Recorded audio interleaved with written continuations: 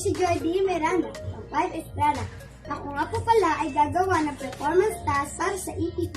Tara, samahan niyo ko gumawa ng basket composting. Sa paggawa po ng compost pit, ako po ay naganda ng galon. Kahit anong uri po ng galon, basta po may butas sa baba. Loam, eggshell, decayed fruit, dried leaves, paper, and banana peel.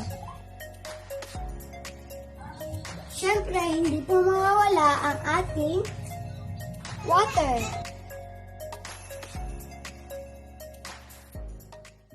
Para po sa paggawa ng compost pit, lagyan po natin siya ng lupa para sa unang layer. Ilapat lang po natin siya at sunod po natin ilagay ay dry leaves. Konti lang po ang ating ilagay para po sa susunod na lalagyan natin mamaya. Sunod po, konting lupa ulit. Tatabunan lang po natin yung nilagay kong dry leaves. Susunod naman po, lagyan po natin siya ng cardboard o papel. Depende po sa inyo kung ano pwede po pagkakasunod-sunod na ilagay nyo. Naglagay lang po ako dito ng konting cardboard para po may gagamitin tayo sa susunod na layer.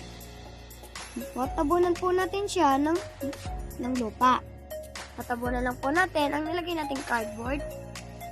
Ang susunod naman po ay eggshell. Durugin lang po natin ito hanggat sa kaya natin. Tapos ilagay po natin ito sa loam. Ikalat lang po natin ito hanggang sa maayos ang paggawa natin ng compost pit. Tapos po natin siya lagyan ng eggshell. Lagyan po natin siya ng banana peel. Ginupit-gupit ko lang po yung mga nilagyan nating banana peel. Pagkatapos po nito, lagyan po natin siya ng konting lupa. After po nito, uulitin lang po natin yung process kanina.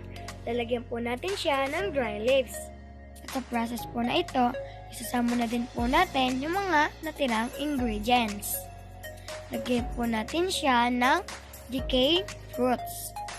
Pagsasama-samahin na po natin siya at yung mga natirang eggshell kanina.